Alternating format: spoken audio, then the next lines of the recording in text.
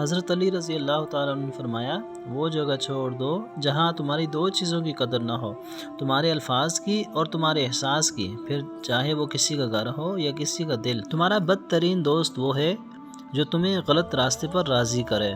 کپڑے انسان کے بدن کو ڈھانپتے ہیں اور گفتگو انسان کی شخصیت کو ڈھانپتی ہے۔ حضور پاک صلی اللہ علیہ وسلم نے فرمایا، ہر کسی کے لیے دعا کیا کرو، کیا پتہ کسی کی قسمت تمہاری دعا کا انتظار کر رہی ہو۔ دولت مٹی کی طرح ہوتی ہے اور مٹی کو پیر کے نیچے رکھنا چاہیے۔ اگر سر پر چڑھاؤ گے تو قبر بن جائے گی۔ قبر زندہ لوگوں کے لیے نہیں ہوتی۔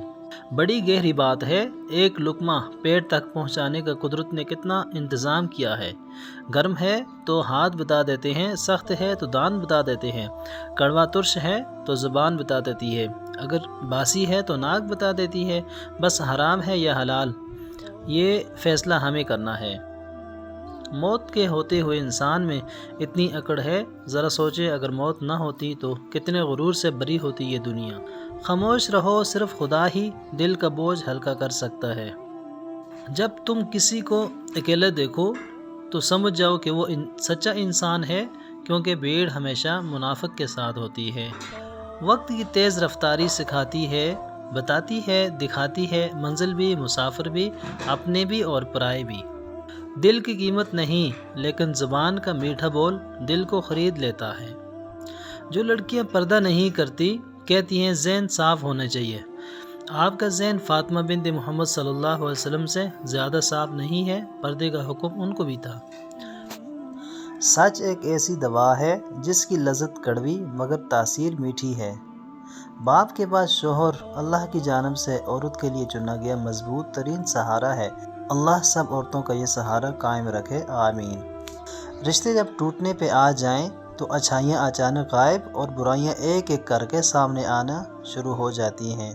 انسان کا سب سے بہترین دوست اللہ ہی ہے۔ بہت جلدی مان بھی جاتا ہے، پرانی باتیں یاد نہیں کرواتا، اپنے پاس سے کبھی مایوس نہیں لٹاتا۔ انسان کا دل توڑنے والا شخص کبھی اللہ کو تلاش نہیں کر سکتا۔ کھانا کھاتے وقت ذکر خدا کثرت سے کیا کرو اور کھاتے وقت باتیں نہ کرو۔